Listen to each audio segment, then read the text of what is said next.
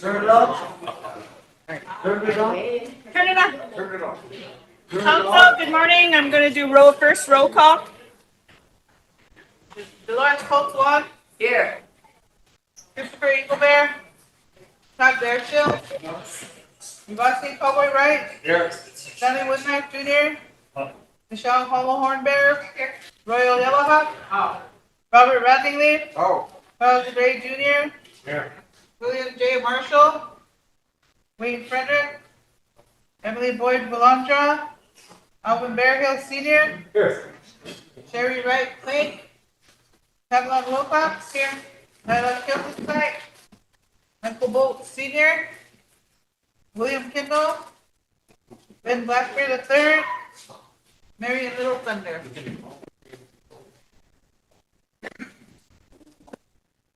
Nine present. We have 9 present. We'll give it another 10 minutes and see if we get more council. And we'll do another roll call.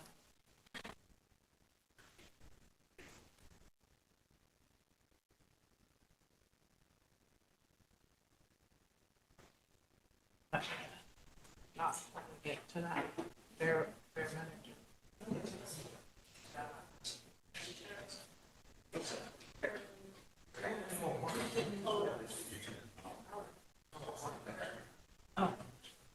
The scene of brother's breakfast again.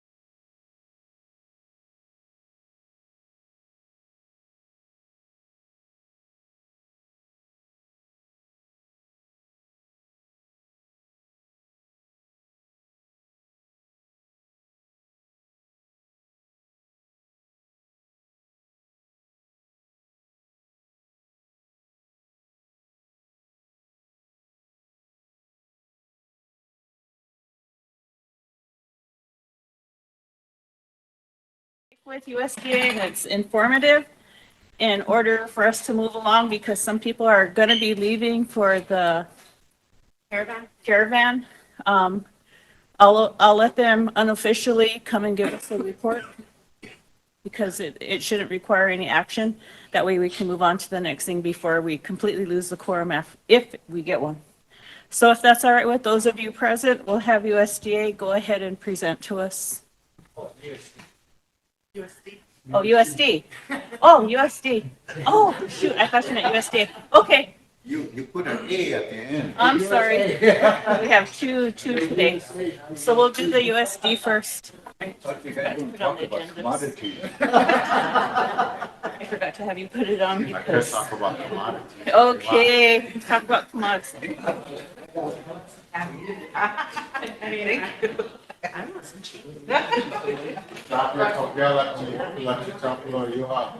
Tate wastede tuzo papo dena leader charge machia chango ogalala lakota hemielo. My relatives, thank you for having us. Tanshi Royal thought it would be great for us to come and introduce ourselves. I'm with some colleagues, some relatives from the University of South Dakota. I'm the director of tribal outreach. 50% for University of South Dakota out of the provost's office, and I'm also 50% part of the community health and engagement offices at the Sanford School of Medicine. I am Shugumanitu Oyate. I am alum. My mother had me there when she was there. My son Damon Jr. doesn't know it, but he's going to carry on the tradition. He's only 6 years old, whether he likes it or not. But it's great to see you all. Appreciate your leadership, the tough decisions you have to make. We're doing a round of visits. We did it last year, and leadership throughout the different tribes thought it was cool that we were showing up in person Tuesday, we did Standing Rock and Cheyenne River, and then yesterday we did the Ogallala. Today we're doing the Sichongo, saving the best for last. So I totally forgot that I was supposed to call Ben. He's the interim. But we're showing up whether he likes it or not, if he hears us on air.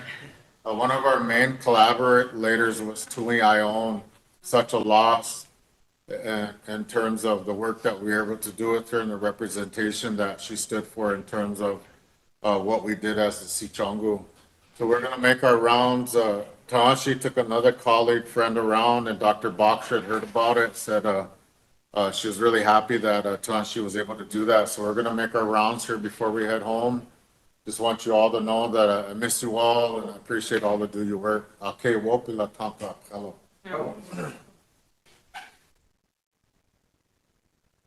My name is Allison Turner. I'm the curator of the South Dakota Oral History Center. I'm from Colorado. I'm new to South Dakota in the last year or so. But I would love for anyone, what we have at the South Dakota Oral History Center are recordings from people from the Rosebud community and other tribes, mostly from the 60s and 70s. So if you are curious if any of your relatives or loved ones or ancestors you might want to hear their voice, please reach out. You can Google South Dakota Oral History Center and contact us that way. I would love to hear from you and see if we have any of the voices from your families. South Dakota History Center? Yes, South Dakota Oral History Center. Elise Foxter, Makiapi, Damakota. Hello, my relatives. I am Elise Foxer. I am Dakota. I'm an enrolled citizen of the Fort Peck Sioux and Assiniboine tribes. I'm located in Northeast Montana. I am an associate professor in history and Native American studies. I'm also the director for the Institute of American Indian Studies, and that's the role and the capacity and the hat that I'm wearing today is as the director for the Institute of American Indian Studies. At USD, the Institute, we support our students with cultural workshops, scholarships, and then just people that are interested in supporting Indigenous-centered research as well.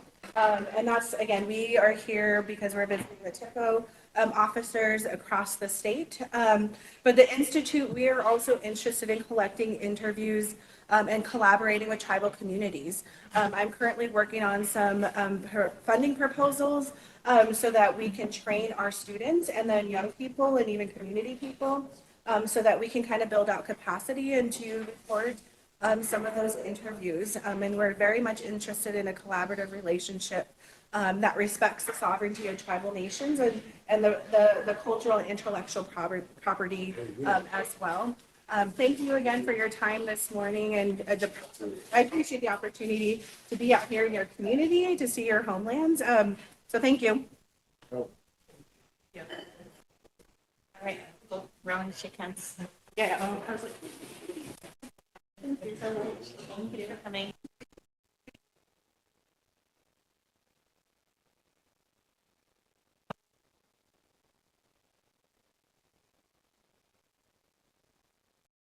Fifteen minutes. Well,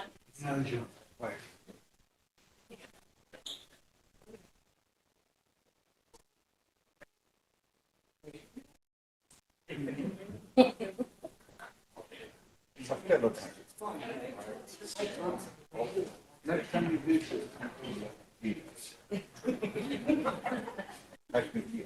What's up, Joe? Be quiet.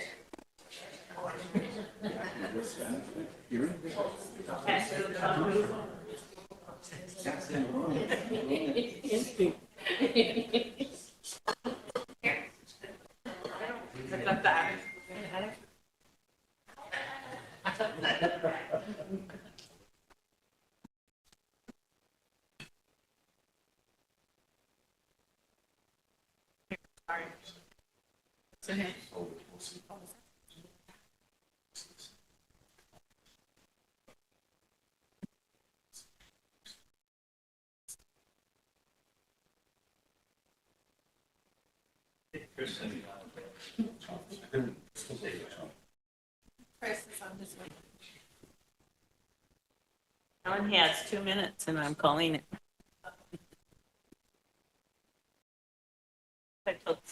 Good morning to the Oyate and to everyone here, but I want to give a huge shout out to Juliana Binge this morning. She's graduating with her master's in education from Harvard today. And yeah, and if anybody wants to see it's on there. It's not going to be on YouTube to watch, but she went to school at St. Francis and Todd County both. So And USD. and USD, she was a Yote. Yep. So for all our young ones out there listening, dreams do happen. So keep following them for you young ones, for anyone, because anything is possible. So a shout out to Juliana.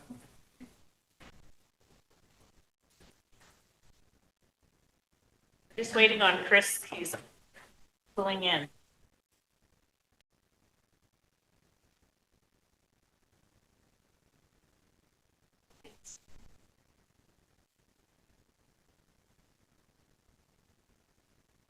So we got 11 to get to Martin.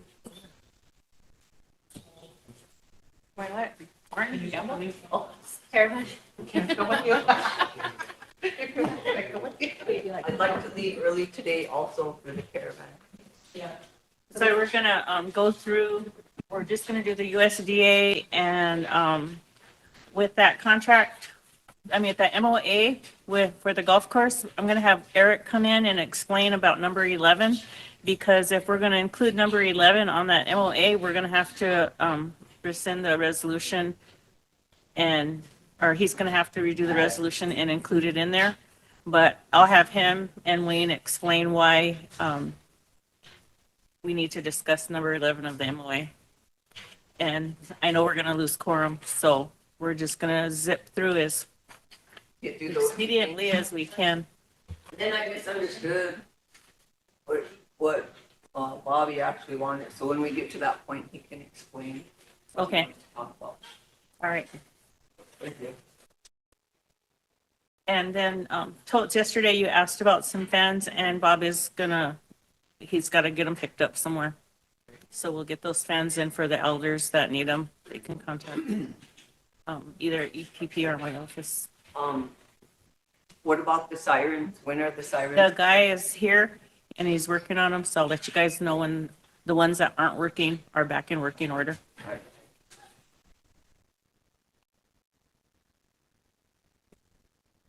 How many communities are hearing theirs? Michelle?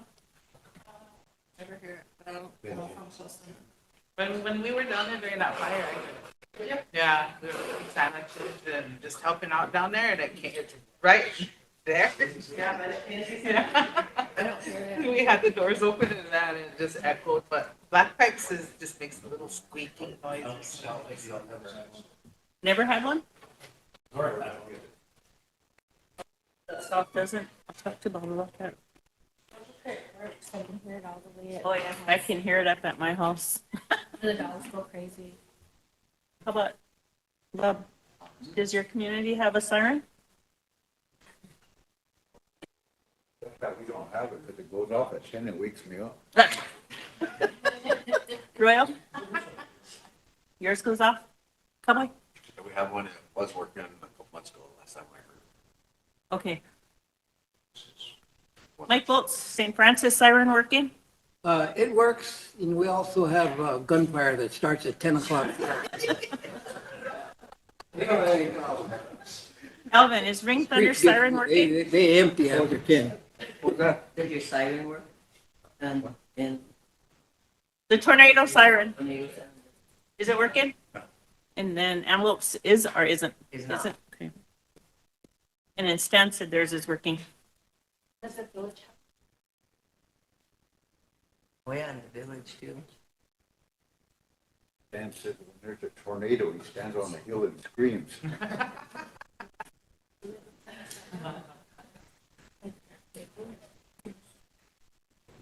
Madam How Chair. far is Chris Charles? He said he was pulling in. He's not gonna cost me.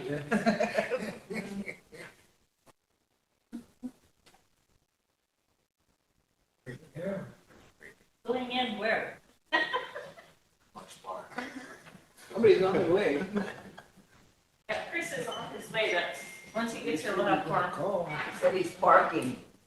He's parking? Okay.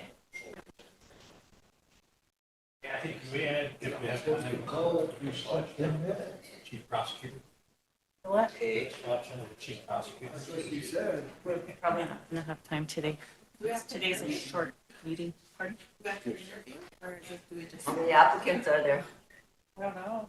I was told there was two, but then.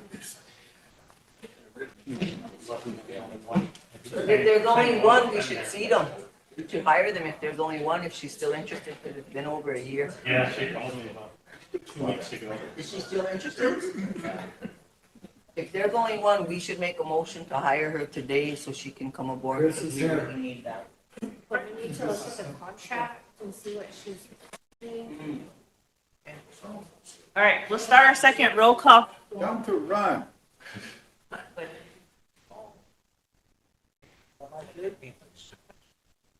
Lauren Stoltzwad, Here. Christopher Eaglebear. Christopher Eaglebear, are you here? Yep, Christopher Eaglebear. Here. Bear Sioux. Last name Cowboy Wright. Here. Stanley Woodland Jr. Oh. Michelle Hollowhorn Bear. Royal Yellowhawk. Robert Rathingleaf. Charles Bray Jr. Here. William J. Marshall. Wayne Frederick. Emily Boyd Valondra. Alvin Berryhill Sr. Here.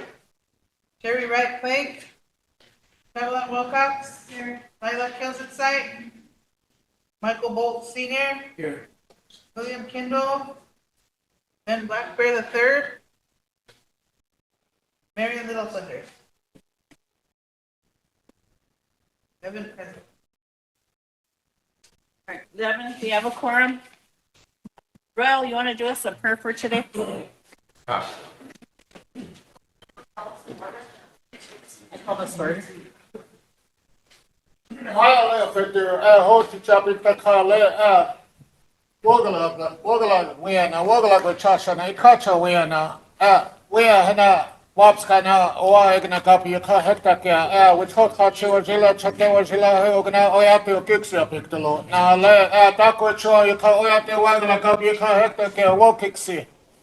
Ohapla, Naha, Taco State, Hockey Chapping Tolo, you call Chosen, you walk your Wagalaka, Woglis, a watch it to Pictola. Now, Lepetu, Oyatiki, Dagani Tiwa Nichapna, Hook, Hena, Iwagala copy, you call Hectaka, Wiksha, which hot Hachi was in a Chata was in a Hochi Chapping Tolo, a walkie puppy. Walkie puppy, Kixia Pictaka, was in a cooked it, a Hectaka.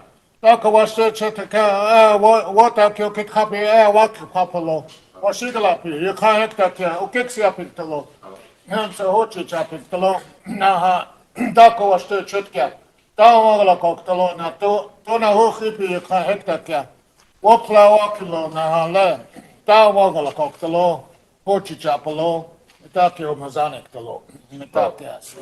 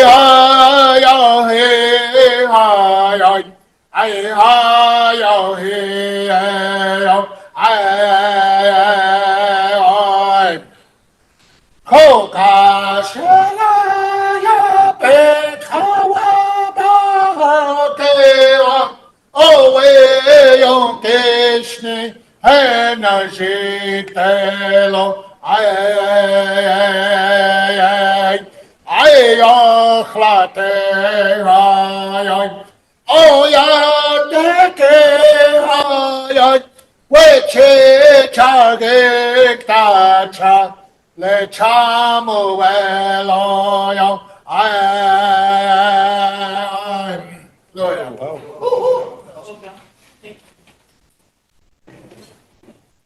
Is there anyone that has a request to be excused for today? Start with Stan. Coates, I'd like to leave early for the caravan. At 1. Who else? Tammy? Early for the caravan.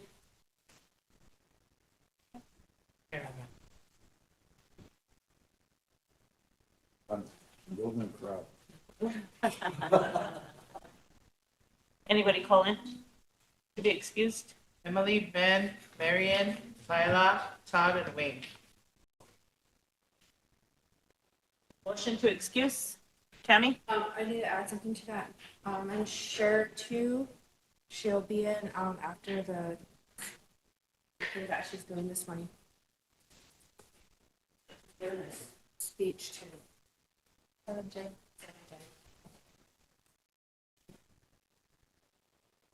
Any? If that's it, I need a motion to excuse. Tammy? Second? Mike? Question? Michelle? All in favor?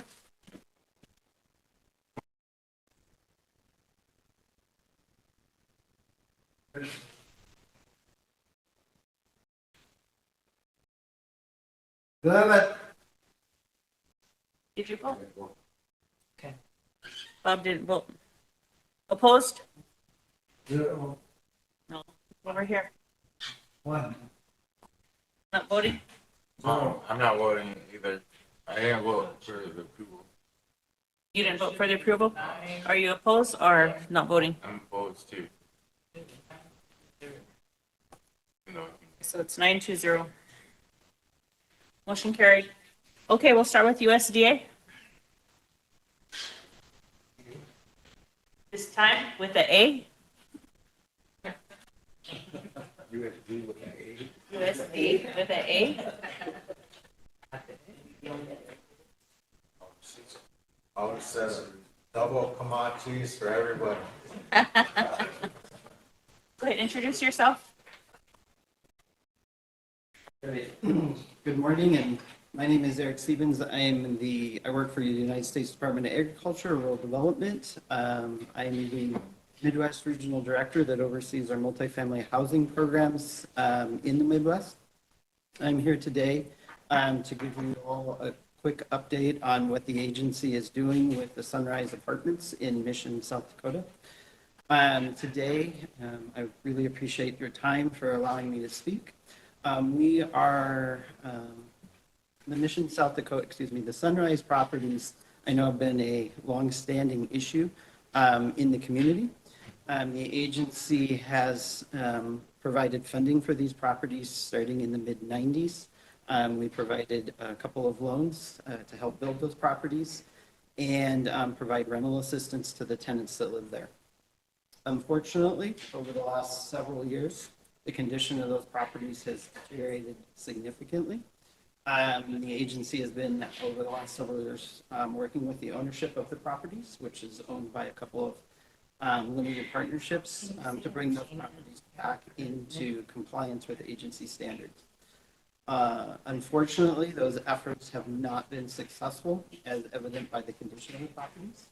And both myself and Melissa Gonzalez, who's in the back, we'll be meeting today, we'll be touring the site and meeting later today with the tenants to offer assistance to them to be able to relocate to additional or to different properties in the communities. Unfortunately, we recognize that there is definitely a shortage of housing in this area, but the conditions of the properties at Sunrise have come to the point that the agency does need to offer relocation benefits to those tenants.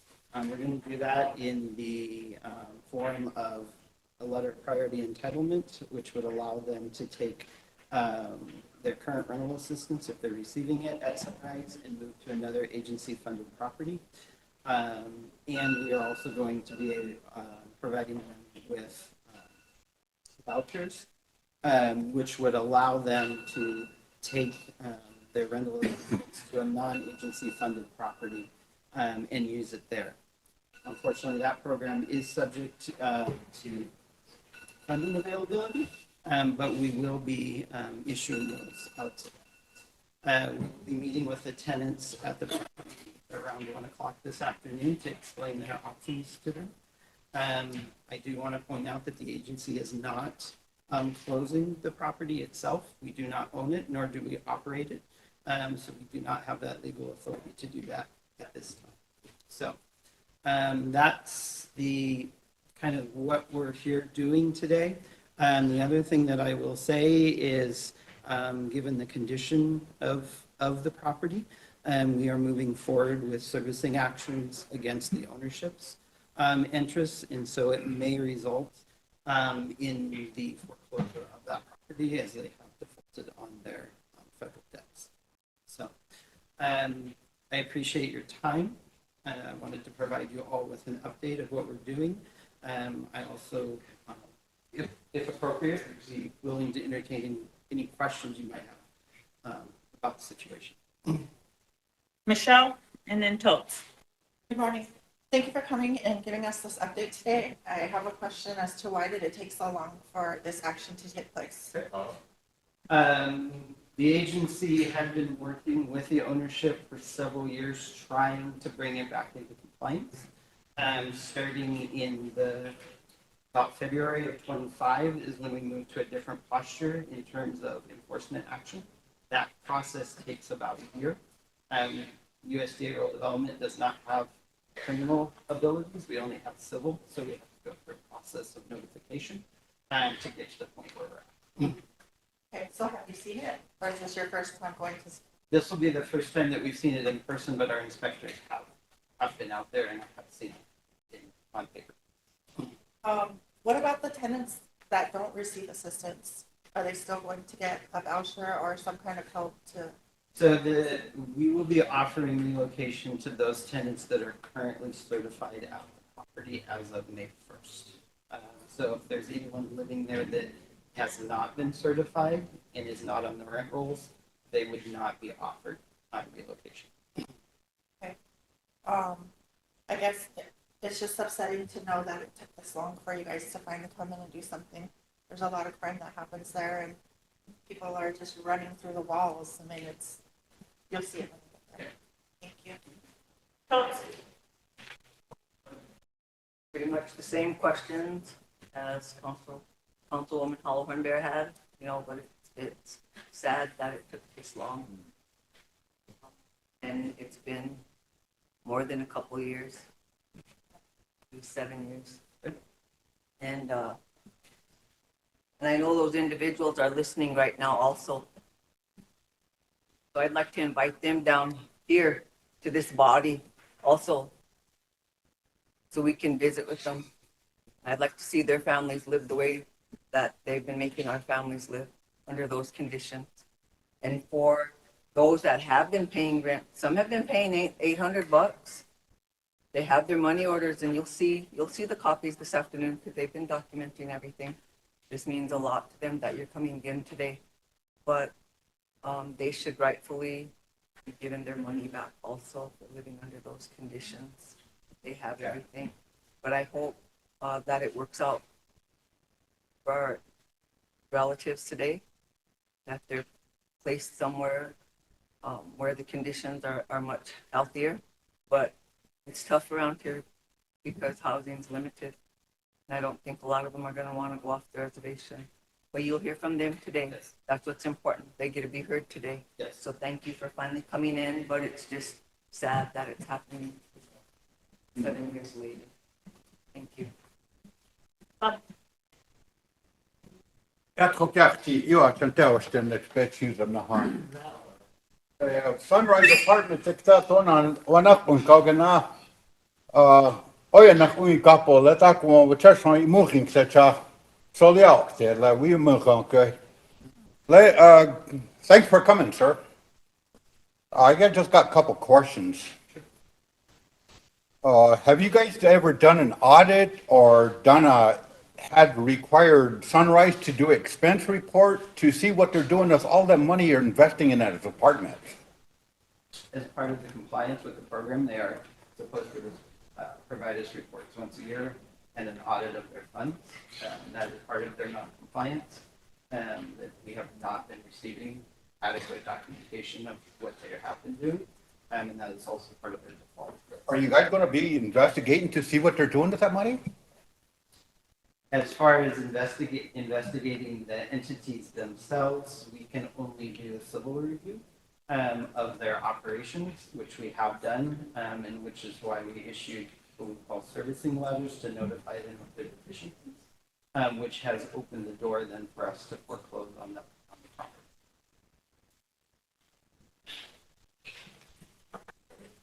Well, you know, the conditions of that area there is, it's totally unacceptable. And I feel very slighted because Sunrise requires, you know, it left our families in conditions like that. We don't have any control over, we don't have any jurisdiction on that property. But we have to take all the complaints from our tribal members that reside there. So these tenants that are paying rent to the property owner, what, do you have any idea what's going on with that money? As far as the money itself, would be going back to the limited partnership that owns the property. And it is going into some of the operations of the property, obviously not. Well, if you look at the conditions of property, they're not making any reinvestments in that. They are, that, yes, is definitely correct, if they're not making it. One more question here. Is there other properties in different cities that USDA is funding Sunrise? But, Like in Huron, Sioux Falls, Rapid City? oh, Here, we have properties all over the state of South Dakota, run by Sunrise? not by Sunrise, no. Not by the entity, however, the management agent that is operating Sunrise does operate properties in other communities across South. Does USDA, do you ever do comparisons by the way they manage their housing areas in those areas compared to ours? This particular property is not being managed correctly, and they are not managing it in a way that is acceptable. Okay, Sunrise is doing that. As far as I could see it, this is my personal opinion. I just think that Sunrise is not taking care of the mission area because they don't give a damn about our Lakota people. And I think that's the case here. They're doing management well over the other cities, but they're not taking care of our people here on the reservation. And I think that's a racist attitude as far as I'm concerned. And Mike? Yeah, good morning.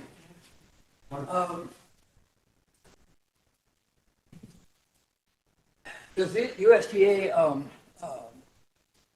have a record of complaints coming out of the conditions at Sunrise that go back over the years?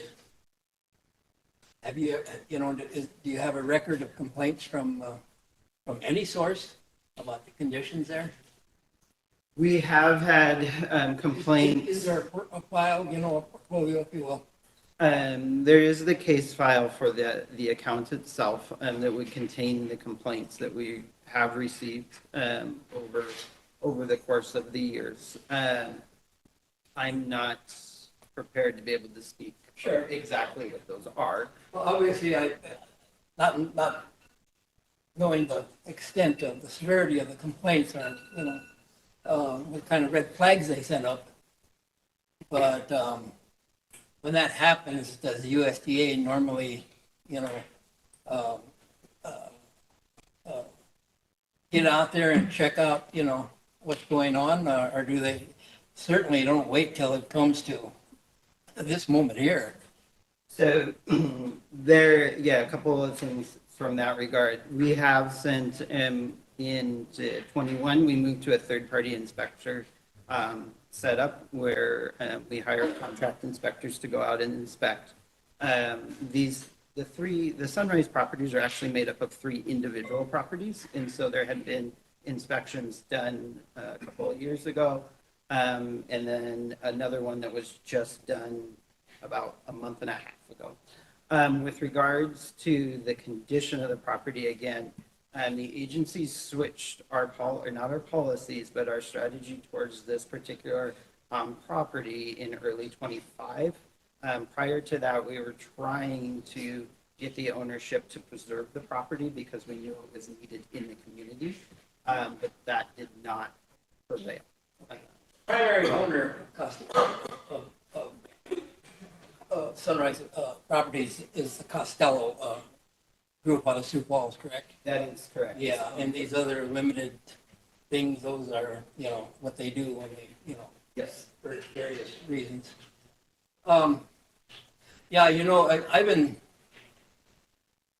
I started to go to Sunrise about 15 years ago, and I can tell you, in all honesty, that it was sketchy, questionable at that time.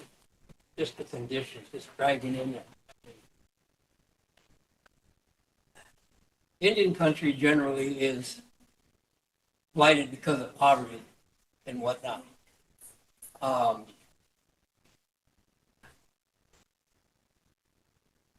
conditions out there at Sunrise, equaled and exceeded, the conditions elsewhere on our reservation, which, on a scale of, 1 to 10 in terms of okay to bad, I mean, it is now a 10, compared to the rest of, the conditions that we have to live in because of inadequate housing, all that. So, and I know that USDA has funded other properties here. For example, there are 3 properties over adjacent to Santa Gillespie University that our local housing authority constructed many years ago with USDA financing. And I know from my experience with our local housing authority that USDA does pay attention to what goes on there, because anytime things start to get a little bit out of hand, our housing authority, gets a letter, if you will. Okay. So, and apparently that doesn't seem to have happened when it comes to what's been happening at Costello. I'm not suggesting, anything intentional there or not, but it's just, to me, it's a little bit striking. But the conditions out there, first time I went out there, and I vividly remember it, pulled into the first access road into the property, and there's on your right hand side, there was 2 huge dumpsters. They were tipped over. They were full of trash bags. Trash bags were spilling out into the road. The road contained a pothole about half the size of this area here, full of water. You had garbage soup. That's how I thought. And there were children. There were children playing in that water. And this was, I asked for additional time if I could. And this was like 12 years ago. It was bad then. Is there a council rep that wants to give their minutes to Mike so we can finish this Yeah, talk? right. So, Right. He gets 3 more minutes from Chris. it's, I know that this is at this point, what's going on with the agency and the ownership there is, it's a civil thing, But you know what? What happened there is and has been criminal in terms of neglect. And I'm a reasonable person, I'm 85 years old, I've been around, I've seen a lot, especially living here, in my homeland. And that's the worst that I've seen, the worst experience when it comes to conditions that are ignored. If the tribe owned that property, we would have heard about it a long time ago, you know, and, but I don't know. It's incomprehensible to me how it could have gotten to the point that it's gotten to. And you'll see when you go out there, you know, you'll see that, and I think you will agree that I'm not exaggerating. You know, it is bad. And unfortunately, because of lack of attention by the owners, the conditions got bad just because of normal wear and tear and no upkeep whatsoever. And it evolved to a situation where crime took over,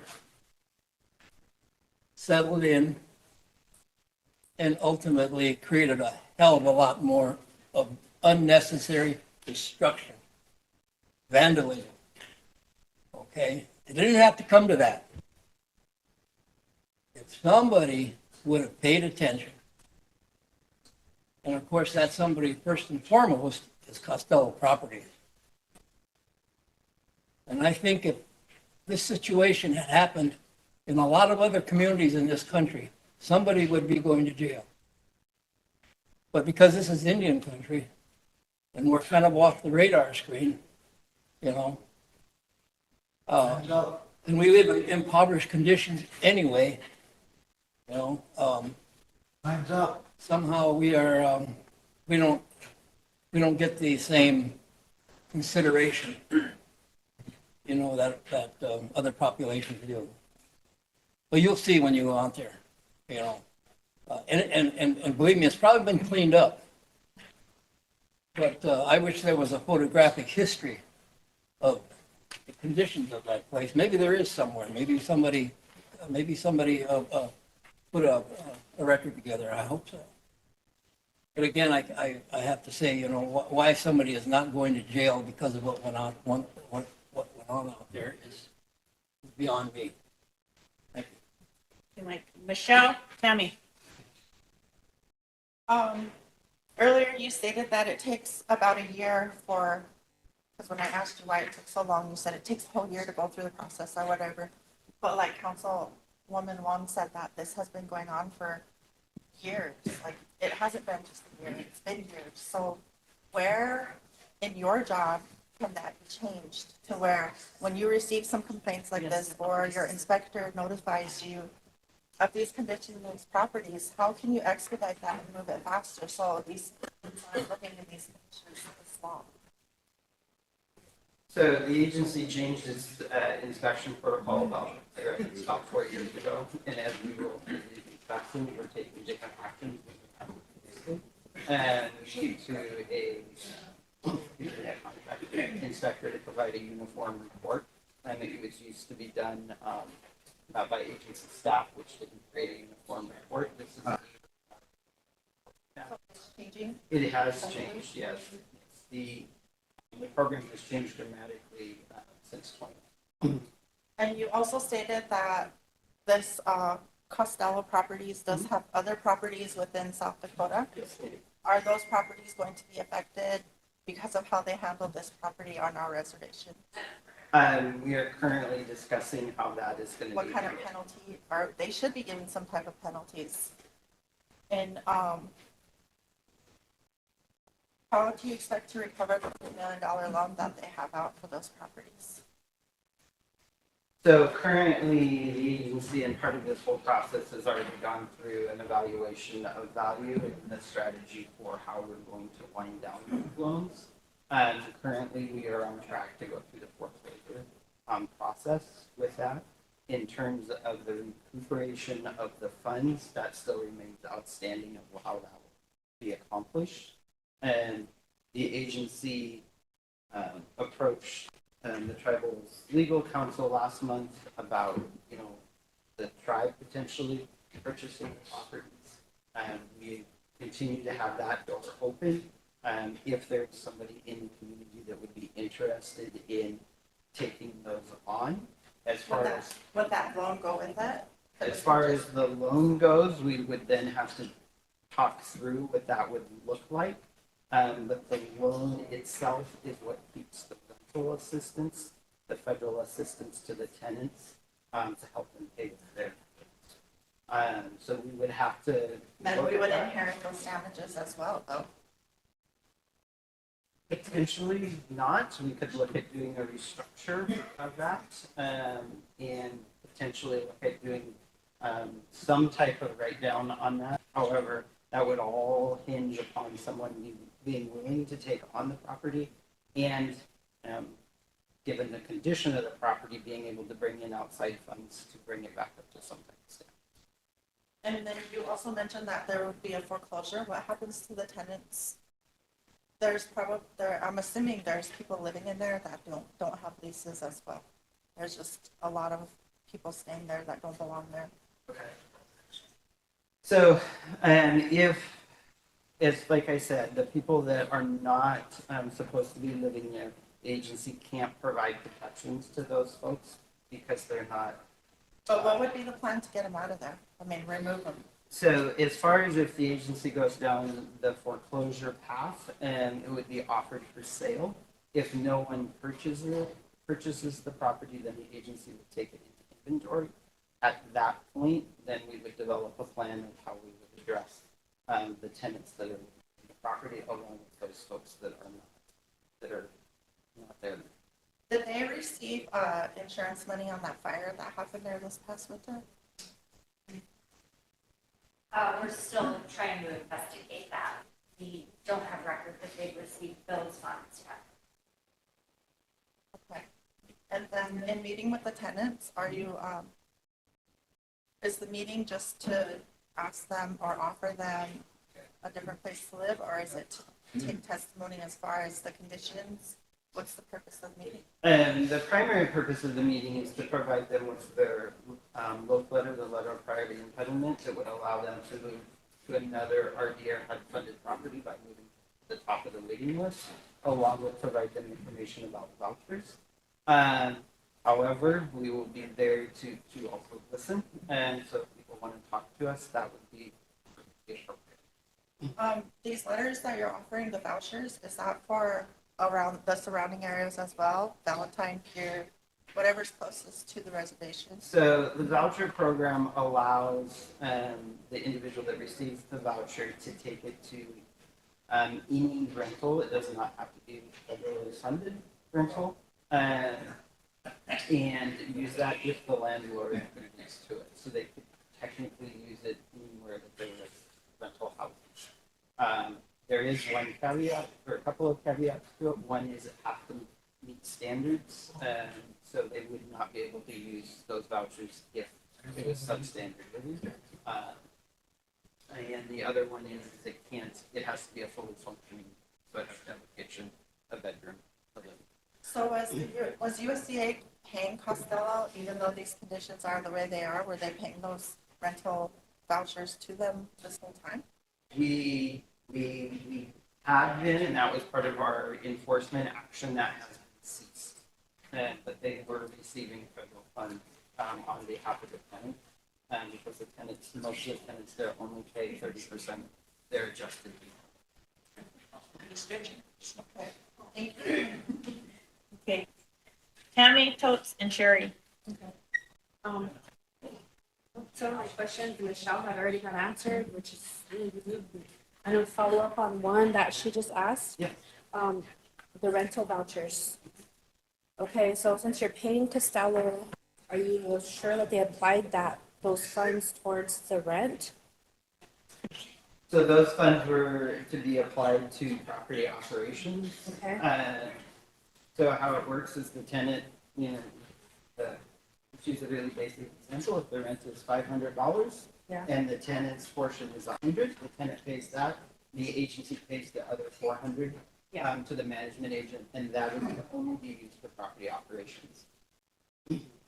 Okay, if Costello did not report any of this assistance that was paid on behalf of these tenants, and I know with USDA, their debt follows them all over. Are you guys going to address that, clear that up? How are you going to deal with that? Their federal debt that's to the partnership Costello Management is the management company, and the actual owners of the property are the limited partnerships. The debt will be associated with those limited partnerships, and the agency will look at what remedies we have in terms of if there's any way to collect back on that debt. That will not happen until after we foreclose. Currently, they still have an active one. But what about the tenants that, like, what I'm saying is, if that rental assistance was not reported, or maybe their rent wasn't calculated, the portion that they received, like the $100, it's gonna reflect that they have a debt. And I know in there's big properties that follows from everywhere you go, every rental area. That, the tenant's portion should not follow them around unless Costello management filed something on their credit report or provided that as a reference, like if that tenant had a housing reference, if they provided that. If that is the case, those tenants need to contact Costello to let them know that is not correct. And if they don't find any relief there, then they should contact the agency directly. And we would discuss the matter with Costello. Okay, thank you. So Sherry, Alvin, Chris. You know, you made a couple comments. This is far beyond contacting Costello. Because we've been trying to contact them for 6 or 7 years. The conditions are getting worse. And you also said that the tribe could possibly purchase. That's out of the question. We will not purchase nothing. They owe it to us, and they need to fix it. Those conditions, like Councilman Bolt said, are criminal. The way our relatives have been living there. No running water during the winter time. No heat. You're going to see it all.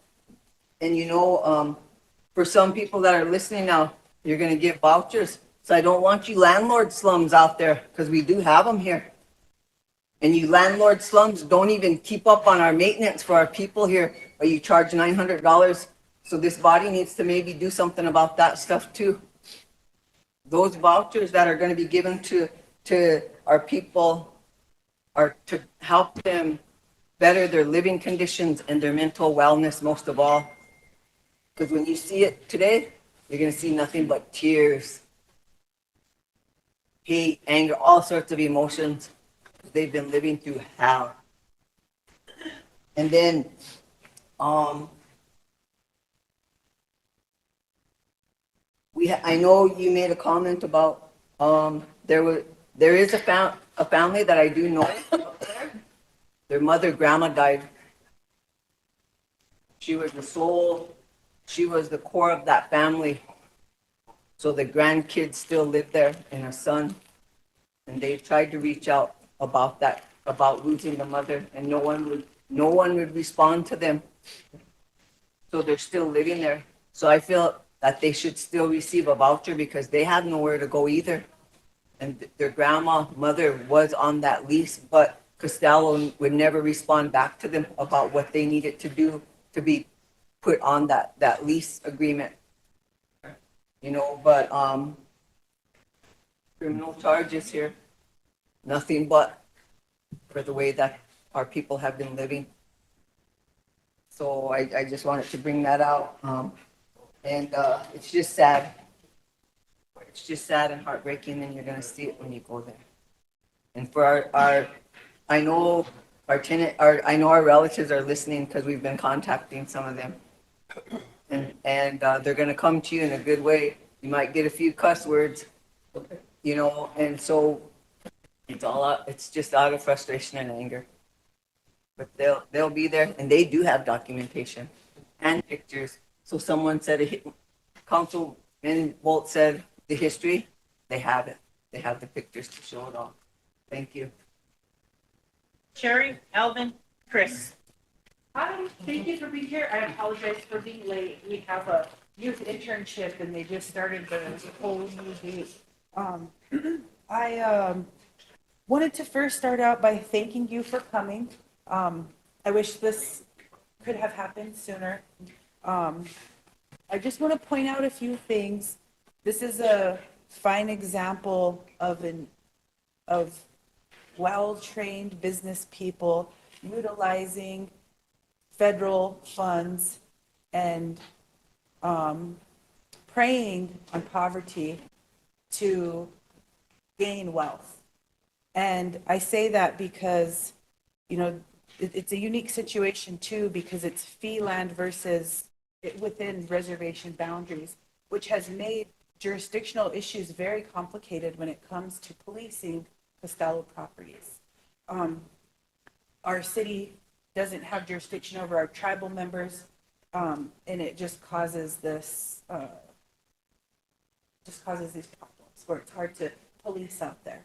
So it's a very unique situation whenever working in Indian country. However, as a tribe, I want to say that a lot of my colleagues are very frustrated because of the fact that we do understand the stringent rules of government and federal funds.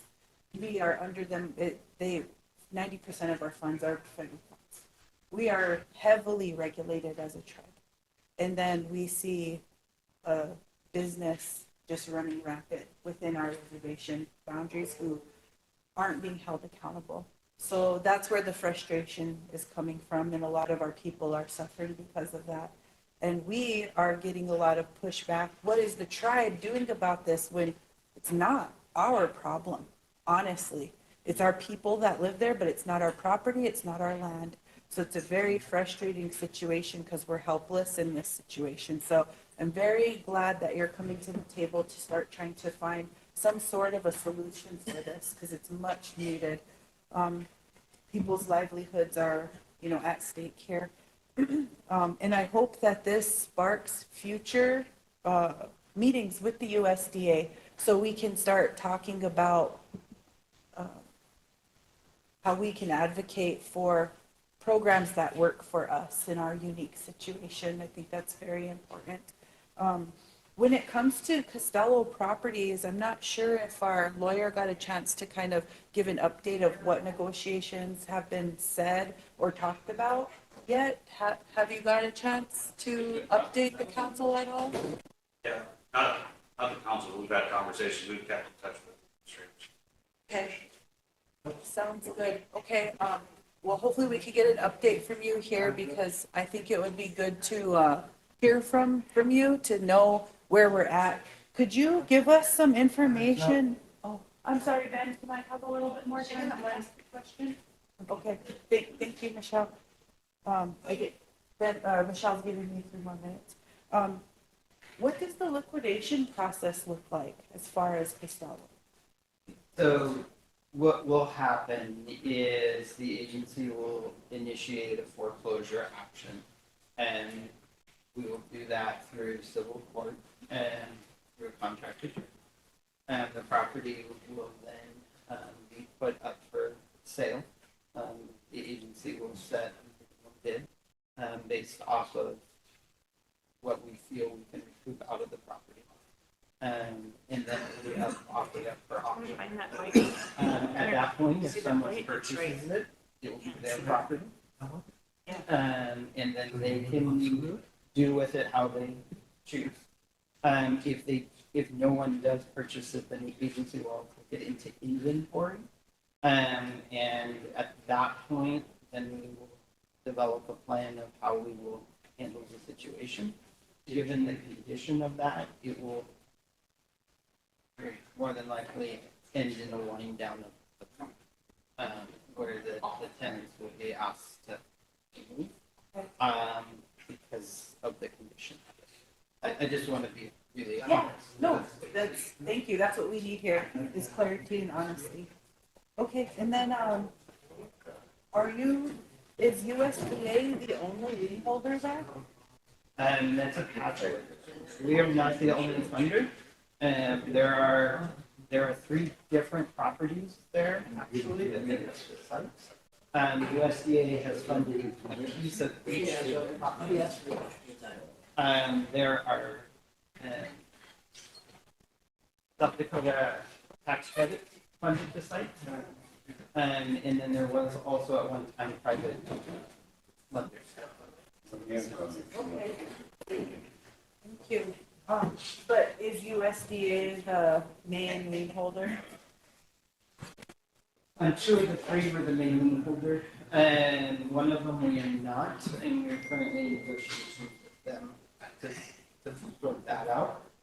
Where we have, and a why is because we're funding that rental assistance. I appreciate that. Thank you. And council, I'm sure you understand this, but I want to just explain it just so the people know as well.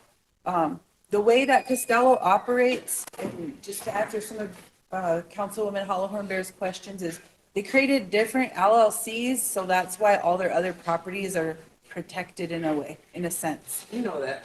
Okay, but I just wanted to say that for the public. So thank you for those answers. Elvin? This is only, we own some information is, we own some of these houses out in, Santiago Village. Probably in the southeast corner, there's 7 or 8 units out there. Now, those have, water in the crawl space. The housing puts up, so they're pumping it out and it's going right back in the housing. So, I questioned them before about this and nothing was ever done. And this is causing health problems for the people that are living in the units. And apparently, whoever approved the building houses didn't do an impact study. First thing you do when you build houses, you do an impact study, make sure it's.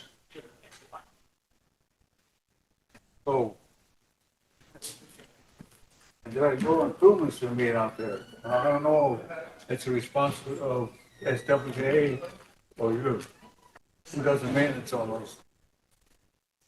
If they're owned by SWA, then they're responsible for the maintenance. The agency, when we fund, whether it's single family or multifamily, we're providing the funding to build the properties, and we function like a bank.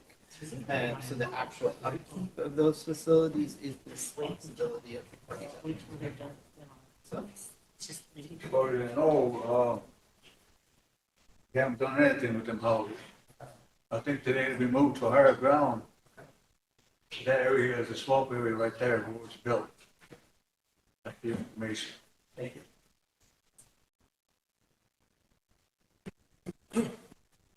Good morning, sir. Chris, tell us tonight. Search on your left. I should not pay trees like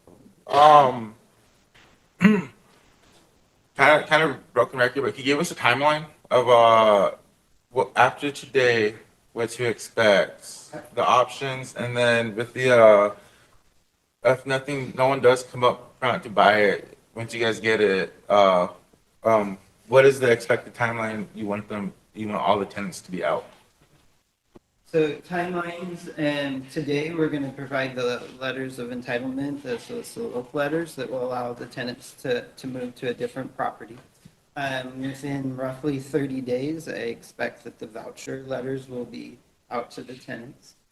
As far as, that's kind of the first step, protecting the tenants and helping them find alternative housing. Then from there, and the foreclosure action, we have not started it as of today, but generally speaking, you're probably looking at about 6 months for that action to happen. And it can take anywhere from 6 months to a couple of years. And that all depends on the legal and working through the legal part of it. And the sale would happen once we're cleared for the actual foreclosure. The sale would happen probably within 30 days of that. And as far as the incoming owner, if they purchase it, they would have title to it within a week. So probably big picture, about 6 months before you're going to see any change on that end. If the agency takes it into possession because of a failed sale, you would see us engaging very quickly at that point, because then we would be the owner of it. So roughly about end of this year, we'll be able to. End of this year, roughly, But generally speaking. Yeah. That will also, if if someone stepped forward and was looking to purchase the property or a portion of the properties to preserve some of the housing, that would also could affect the timeline. Because that is, you know, I understand and I hear what everybody's saying. But we always want to make sure that that option is out there until that sale actually. Okay. And then so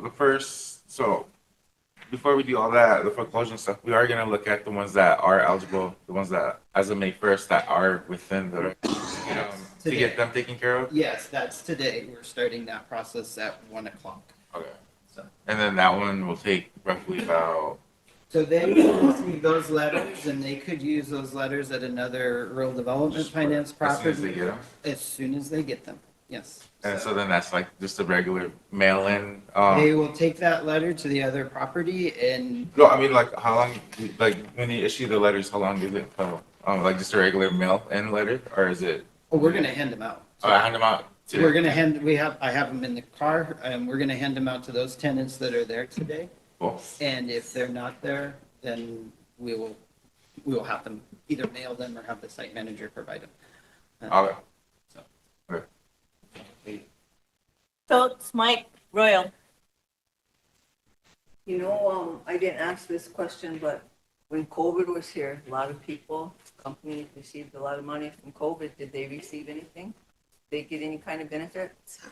Will you look into that? And then, you're gonna give them their notices, their vouchers. You know, USDA is at fault just as much here too for taking so much time waiting. Would it be possible, you're gonna see when you go up there, but on the north side, there's one whole section. Would it be possible, because some of our people don't even have vehicles to get relocated. You know, it's another hardship for them mentally when they've been going through all of this.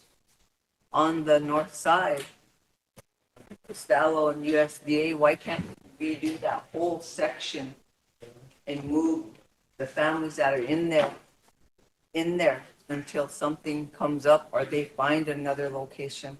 Because this is another hardship for our families, because they're gonna, and you know, they've lived in this condition for years already. What would it take to fix up one whole side for them to just move over there until this is all settled? Because you said it could take a while also. Be find a new buyer, or you know that I'm just asking that if it's possible. So to answer your first question with regards to COVID, the agency during COVID for multifamily borrowers provided a 3-month deferral on their loan payments is what the agency's response to COVID was. I do not know if Sunrise took advantage of that, but it would have been 3 loan payments deferral only that applied those payments to the back end of their loan. With regards to your question about moving folks around in the site, that is one of the things that we had tried to work with Costello to do, but to date that we have not been successful in effectuating that change and getting them to do that. And so they have operational control over the site and we do not. So we can work with them. That's part of the reason that we have our enforcement actions in the foreclosures, is because they did not respond to alternative solutions. So unfortunately, unless there's a change on their side, there's not much that we can do there. Thank you. Mike, Royal, Sherry, Tammy. There's really a lot to digest here. And so, am I understanding this correctly in terms of what's going to happen to the tenants that are out there now? You know, all the tenants are out there now. Are they all going to be asked to relocate? All of them? As of today, we are not asking anyone to relocate. But they're gonna pass out vouchers. We're going to give them some options to. be Okay, so able it's to- optional. It's optional at this Okay. point. Nothing would become permanent until the foreclosure action has been taken, gone through the process. Okay. And of course, you know, the vouchers are, really, there's only one place they're really usable around here, and that is probably at your, at the, project out there at SDU that I referred to, and then, Alvin, you talked about some housing, a housing development or so that you developed out there at the village. And there may be some vacancies out there, you know, that they could use those vouchers at, I would assume. Yeah, now these vouchers, where do they emanate from? I mean, what are the federal, is there another federal program, agency that's involved in this thing? Like, do the vouchers come from you? Do they come from HUD? Are they Section 8? What? So rural development has its own voucher program. You have your own? We have our own voucher program that is only used for when properties are leaving the program. That you financed? That we Okay. finance, Okay. yes. And that program, we currently have authority for, however, it is subject to funds availability. So, you know, that's what we're offering right now. We offer that when we have a foreclosure in this particular situation, and we have sped that process up. Normally, they're offered at the time of foreclosure. Given the condition, we have moved that timeline forward to offer them now. Also to give folks more time to try and find something else. The agency understands that housing is very limited. But we also have a situation that we need to do this. We need to be able to offer this. This next question is one just my own personal curiosity. Of all the units that are out there, vacant ones, occupied ones, how does that payment process work? I mean, Costello get paid for the unoccupied at all? How do you police that? Do you depend on them telling you which ones are occupied and not occupied? And is that going to be audited? So how the program works is the management agent, just talking in big picture at the moment, the management agent has to complete a tenant certification on each household that lives there once a year. That information is transmitted to the agency, and that is how the assistance is determined. But how do you verify that? That Do is, you audit it? You know what I mean? Yeah. Given how they've operated that place, how do you know they haven't been bullshitting? Oh, pardon my French. I'm getting a little bit carried away. How do you know that they've been truthful with you guys? that's right. Are you going to look into that? That's an excellent question, and that's done through our supervisory visit review process. I talked earlier about our physical inspection process that has changed. We're currently reviewing how we're doing the supervisory visit process in terms of checking tenant files. And I'm sure that, property owners have lied to you guys for, not just here, but,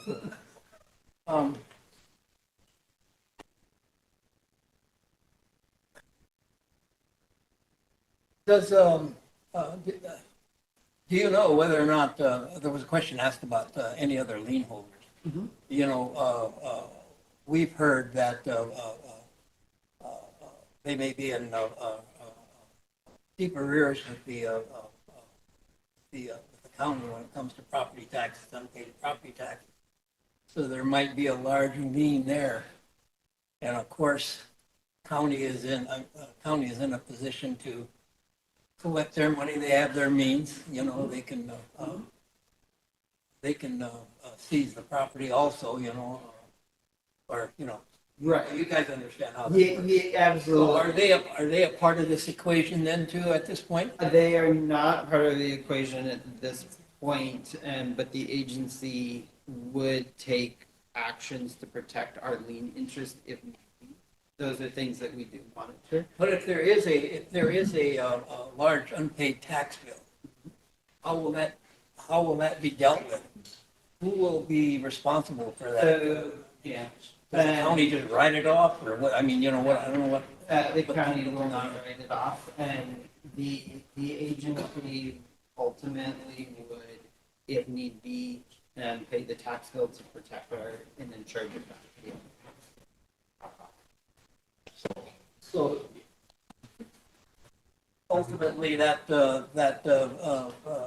tax liability wouldn't pass on to the, actually under South Dakota state law, I think the tax liability follows the owner.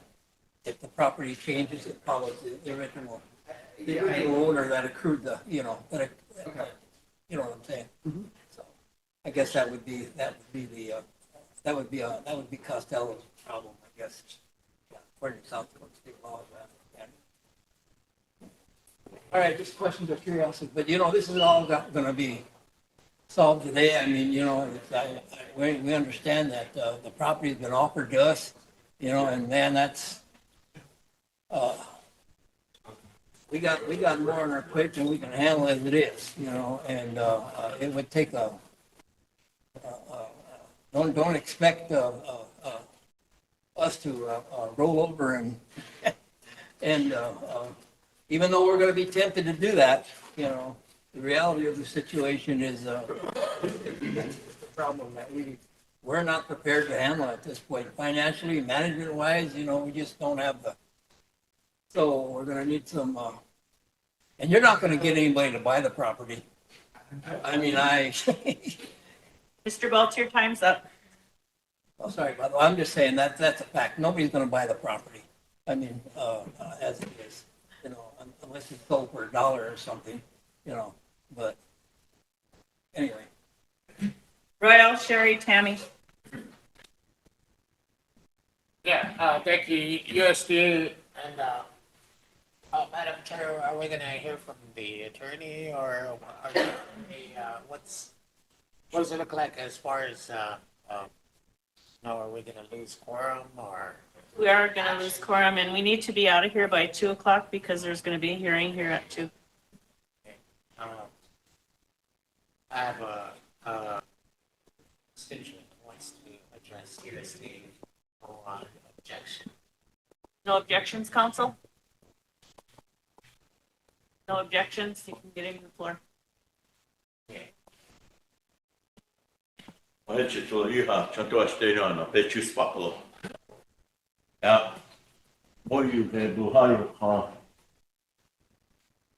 wanted to say good morning for a period of time here. I know you're taking a heat for Costello. Costello should be here too. You take things appropriately and with demands. But I know the people over there, some of them ask what they're going to do. I don't, yeah, you know, I speak for the people much as I can. You have to look at housing, where they're going to go. And secondly, accountability, jurisdiction. And I know we talk about money. We talk about maybe you guys got ARPA money. I don't know. Maybe you got money in the past. I don't know. We don't know things. This body probably don't know. But to consolidate and to bring things together, maybe you can look at one building that is repairable to get that fixed, and these people could stay. Some of these people really took care of the building, cherished it, and some people don't. That's our Dakota people's life. But we need to also show them how to take care of it. Lack of security, maintenance, whole 9 yards. But I know you're taking the heat because Costello never comes down to visit this body or anybody. Shame on them. And also for you to come down here it sounds like you're making an ultimatum. That's not an ultimatum. You can consolidate and start working and understanding how to consolidate people together and how to work. So it's never been an issue. So I'm just looking out. I know there's positive and negative. There's always a balance of life. At the same time, you have to look at some of these people that really take care of departments. And I heard earlier, they pay $1,000 a month to stay there for that one to go to. That shouldn't be right. It should be a variable amount so they can pay, so they can also make a living. Sometimes they don't get as much money, but they try. That's all I gotta say. And thank you for coming down. But I hope you have an answer instead of forcing things that way. Go ahead. Thank you. Carrie, Tammy.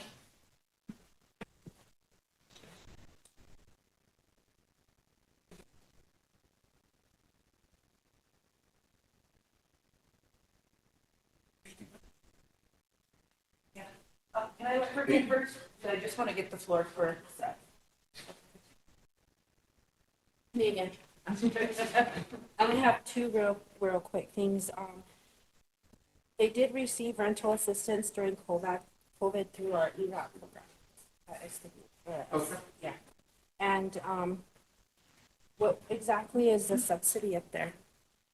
Is it Section 8? Is it? It's rural development. Rural development provides the subsidy and it's a Section 521 program, from the legal side. And that enables the tenants to only pay 30% of their adjusted income. Yeah. In rents. So I believe we're at 100% rental assistance out there, if I remember correctly. So all tenants or rents are based off of there. That's all I need to. Thank you. Thank you. I don't know if council has any objections to letting rural development go here and hear from our lawyers, or if we want them to stay. Well, Seth, would you like them to stay, Seth? I had just one question for Eric before we do that, but if we have some, we want to discuss the pathway forward with the tribe, we should do that in executive Yes. session. So it's still Okay. good. You made mention of third parties coming in and doing inspection. We talked about this a few weeks ago that it started, but we didn't give an update on that or where that process is. So the last one was completed at the end of April, and so that has, the inspection, we did not complete it because of the condition. I'll just say it right there. That has, the inspection is going through the process with Costello, but it has been completed. That was on phase 3, which is the biggest of the 3 phases, the 100-unit. So, but it didn't, as you all have already mentioned, it didn't tell us anything that we didn't already know. But that also was the genesis for us accelerating our timeline, because we now have documentation of the conditions. And so that's the reason why we've accelerated our work letters and voucher offerings to today and not waiting through the foreclosure process. Thank you.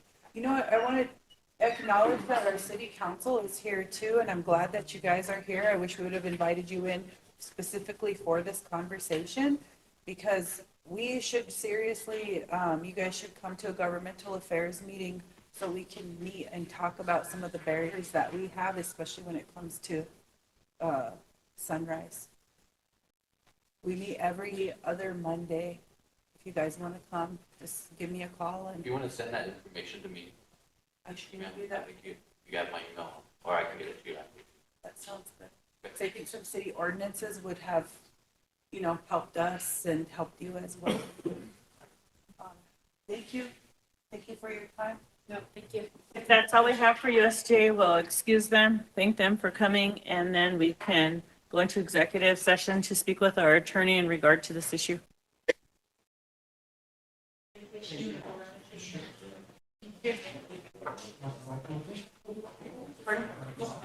Yeah, we're gonna go into executive as soon as we're done to speak with our attorney. Okay.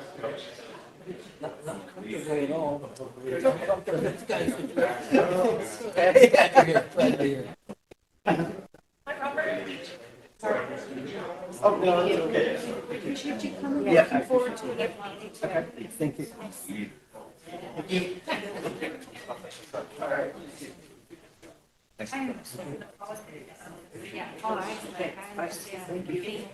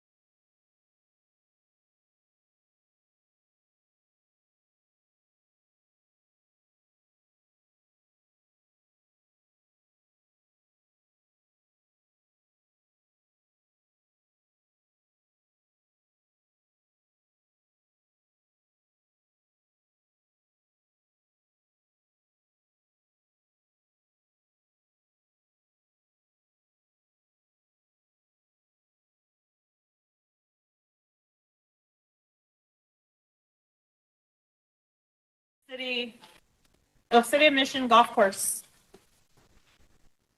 So whichever one of you is presenting to the council.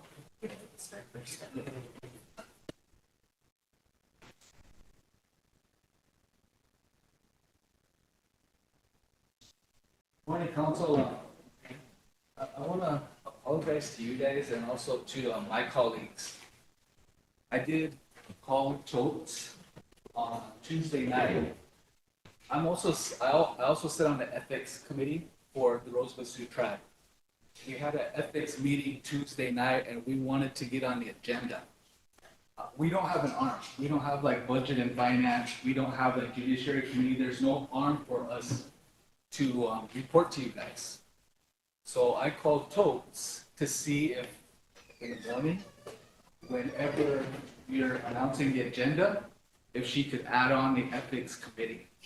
There's a process for it. There was some miscommunication and now the city's MOU was brought up instead of that. But I still have some stuff that's coming from the ethics committee that this body needs to hear. In that instance, because you're a commission, the commission would draft the letter. If there's something that needs to be, if a hearing is to be held and that's your recommendation, draft that letter and get it to our secretary. And don't give any of the evidence or anything like that, just the letter requesting that you are suggesting a hearing for this ethics violation. And then she'll bring that under her report to the council, and then when we have a council meeting, we'll read that, set the hearing date, and then that's when the evidence comes forth. Yes, there was no hearing. In this case, there is no hearing. You can't discuss it then. I'm not discussing, I'm discussing policies and procedures. We didn't have any. And article, or part E of the ethics says that we make up our own.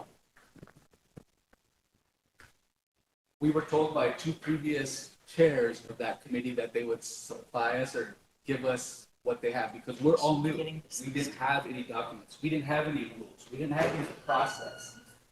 So we wanted assistance from council. We can't use Eric. Eric represents you guys. We wanted to have contact with the Attorney General to give us some guidance on policy before we even look at complaints. Because due process is important for you guys. And we want to make sure that you guys have that due process and we need a tight policy that we operate under. And that was the purpose of me contacting Totes to get on the agenda to come in front of you guys. Can I interrupt you for a second? Are you the chair? Vice. Our chair couldn't make it. And then today's meeting is a special meeting specific for what's on the agenda. On the agenda is with the City of Mission. So with the ethics, I'm going to have to call it out of order because it's not one of our topics for today. So, yeah, so the process that you talked about, Sherry, has been the process. There has been rules put in place, working with attorneys previously. So put that request into the secretary's office because there is a procedure to follow and you don't come to the council with ethics until the ethics board refers it to council for hearing. Otherwise, you're going out of your procedure that is in place. They have been in place and passed by past council. Governmental affairs for those policy questions. We'll guide you guys on that. Yeah, I have Tanya and then Totes after Sherry's done. Okay. Bob, two of your members have come to the secretary's office with letters.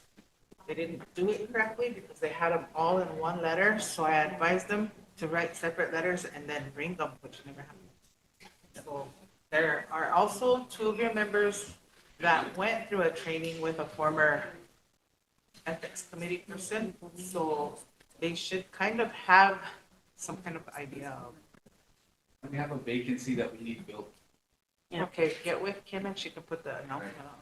So that's just kind of a background. I didn't really expect to, but I just wanted to, I thought it was important to know the background. Yeah, so I'm gonna disallow the discussion for now because we're here to meet with these guys. So just come to governmental affairs and we'll assist with that. But we still need to address this, what we are actually going to do, because the MOA was not signed because there's a discussion that needs to be brought forth here right now. So that's what we're gonna deal with right now. Okay. So, who's representing the city of Mission? Are we gonna be on the air? Yeah. So we're not in executive, but we do need to go off there. Can you take us off the air?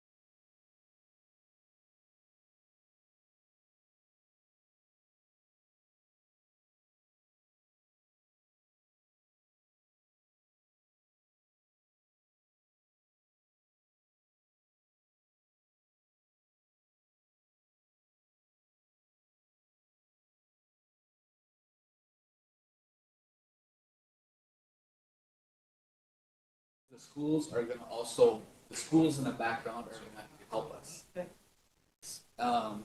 We already have veterans are getting 25% or 50% off. I think that's the number. But is what we're going off of is the exact same fees that were established in 2020 when the tribe ran it. We're not showing a 2026 fee. We're showing 2020 fees was the exact same that back when the tribe ran it in TL. So our fees aren't changing at all. Tribal members, can we give them 50% off? That won't be feasible. A lot of the tribal member golfers that we have talked to, they want to help. They say, teach me how to run a lawnmower. What do you guys need done? You guys need trees trimmed. You guys need this stuff. Let us know and we'll help you do that. We have more volunteer help out there now than we do paid help. But we did, in 4 days, hire 7 tribal members that are now on a salary working for us on that golf course. Linda's going to talk about SNEPT is giving us 10 additional 5 adults, 5 kids. So the tribe, the tribe is still contributing. This is a joint venture. This isn't just a city venture. We feel like this is a joint venture with you guys. Bob has a question. Bob and then Michelle. Oh, Bob, if you're the golfer, then who's the one that pursued the liquor thing? Linda or that guy?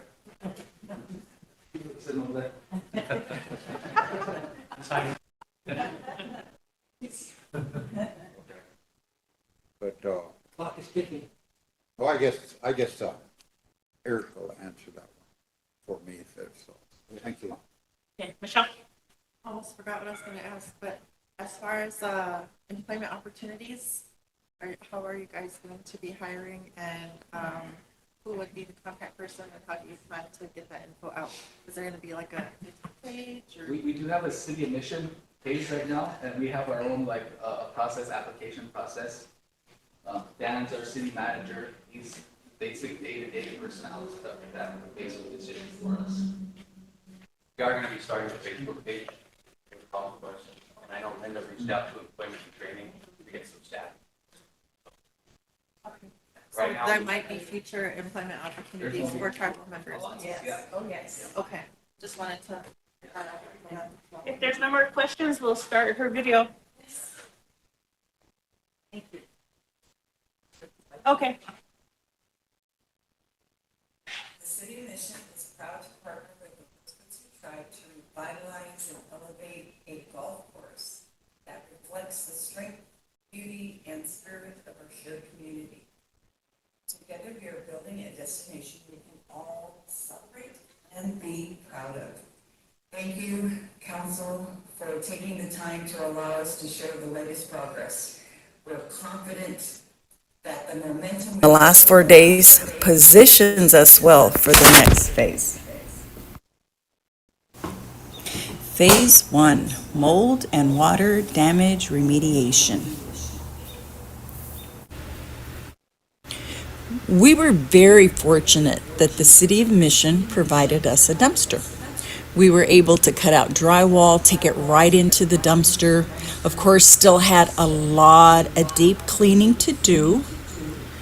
Taking a look at the floor plan, we are going to shift some walls around. We want to be ADA compliant. Looking again at the mold that was coming out in the drywall, looking at what we had to remediate, it's super exciting to just know it's all going to be new again, fresh, clean. Oh my goodness, I couldn't believe how much furniture was stored downstairs. We were able to get it all trailered up to what used to be, I believe, was the old casino. And as far as the counter bar area, we dismantled it, had to take it out of there. It was molded, and we just wanted to start fresh. The floor, that was a whole other level of challenge. Taking up this old tile, which we needed to do. We wanted to make sure the concrete got dried, the mold was out. We just wanted to make sure we could start fresh, clean, And because it had been down for years, decades probably, it was a tough job. But again, we have such amazing workers. They deep cleaned, and there were some that literally they had it chisel out. It just wouldn't come up. But a lot of hard work, a lot of deep cleaning, and this is the result. We have a floor now that we can start laying a new floor down. Super nice, smooth, drywall's out. It feels good in there. And now we're looking at the ceiling because that ceiling was a little dated, a little heavy.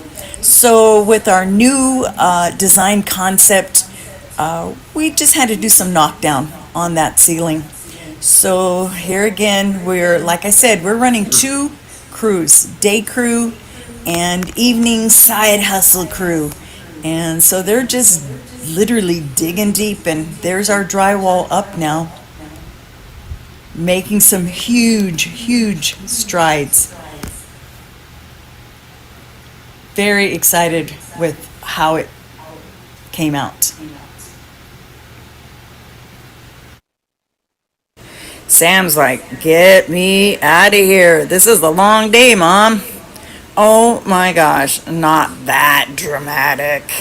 These guys have been amazing fixing pipes, and you know what? We're not going cheap on y'all. Look at that. Those fittings are like $400 each. I mean, we are giving you the best we got, and right now we just want to showcase the golf course. Look at that. And it is hours of mowing. The water's on now, so it's sprinkling. Water is life, they say. So look at that. Is that amazing? But you know what? We need volunteers.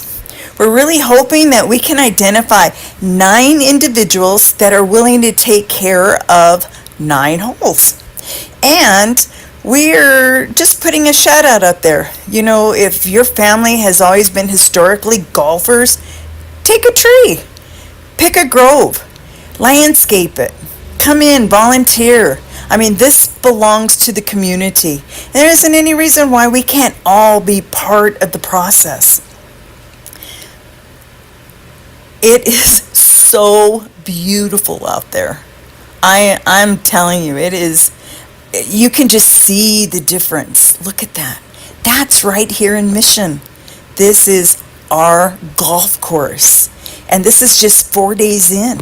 So, oh yeah, there's Bob. He is the president of our city board, and there he is. He picked a tree. He, Danny, and Cole, those are our administrative staff. And this was after hours, guys. This was after hours.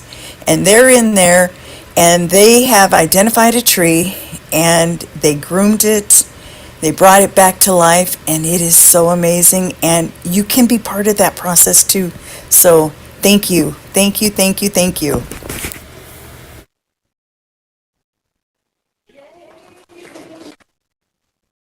They groomed actually right there. I took that picture at 6:30 this morning, but we have been running two crews, day crew, night crew. We are doing everything in our power to make you proud. I mean, I said that when I went through there. We want to make you proud because when you're proud, we're proud because we're the same community. Just super excited about everybody that worked on that course. Tribal members, we're here. The talent is here. The skills are here. And so I'm just excited that we get the opportunity to gather them up and showcase ourselves. Really. So that's it. Thank you. Thank you guys for the hard work. Thanks.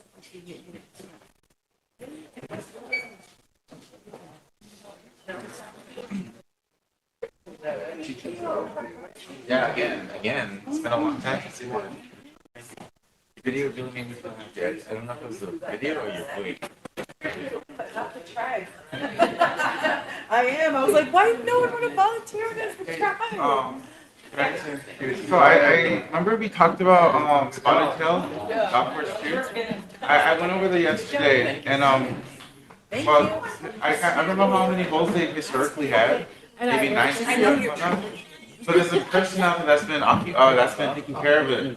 They have 6 holes and I went over there yesterday to check it out, and same thing. It does have potential for future growth, and it's still a beautiful area. And it's just right over here north of the hill too that I want us to keep in the back of our mind that we have resources to pull it together to make it look nice as well. Yeah. But that's Spotted Tail Golf Course. Those of you that's just right over here, please check it out. There is a lot of work that we'll need to go into that as well. There's a big beaver dam that was established there, but the person there's a single individual out there, Mr. Whipple. He has been going above and beyond trying to keep it trimmed and cut, and like so when you go out there, it looks like it's still being active. But that is another thing that we have another golf course that we can look into too, that we can volunteer at. Is the find road people. drivable? I mean, is it? You can get to the drainage, but the beaver dam is so big that it flowed over the road. So, but you can go into the opposite side of it through Mr. Whipple's home site. That's when they get back there to cut it. Oh, okay. Well, I'm interested in it, so I'll do it.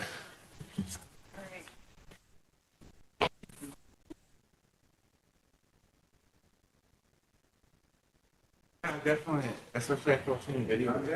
Yeah. More doable. But I thought we had airport manager on. Wait, I'm trying to make sure there's enough of this. That's why I'm saying, hold on. Gary. Are you still leaving, Totes? Yes. When are you leaving? We're down to 10? We have right now. Yeah. All right, so I'll adjourn and we'll just do the Fair Board. I need to stay off. Yeah, and then also, what about Charlie's request for the prosecutor? Can we look at those applications? Let's get those applications, let's get them out to everybody so they can at least look at who is being considered. I know the recommendation was supposed to come from judiciary to council, but I don't know that You got 11. Is it possible to set a special date just to? Oh, we're still 11. Alright. Well, let's get rolling. Let's do the Fair Board What's too. that Fair Board stuff? It's all in his folders right here, Ben, you have to. The yellow ones, yeah, vanilla ones, Oh, wait. the vanilla ones. You wanted envelopes instead of folders.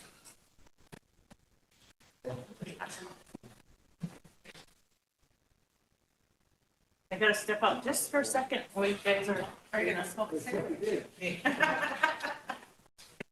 Sharon, what time is that here? What time is the? Hearing at 2. Oh, it's at 2. Okay. No one's gonna hear from the committee? I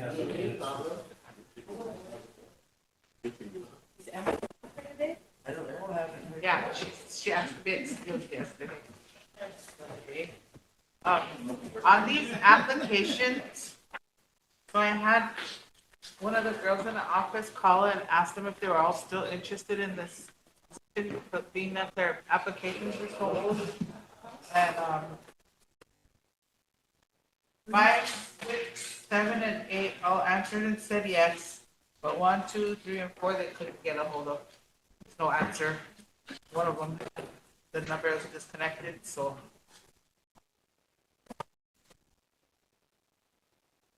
One, two, 3, and 4, they couldn't get a hold of? Yeah. Okay.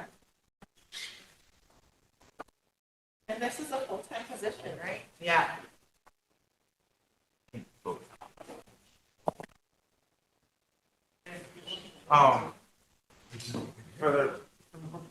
For the record, I'm gonna recuse myself because there's an eagle bear in that, so Okay.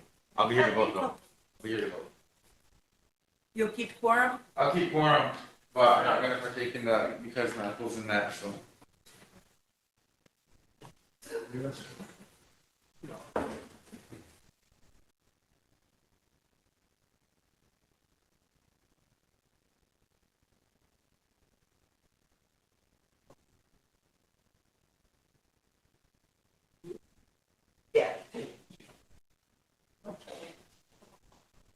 Did Tammy leave?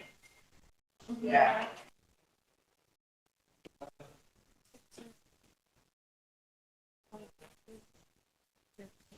Yeah.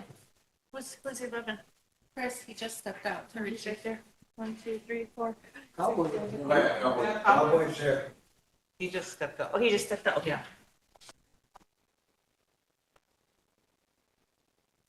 Um.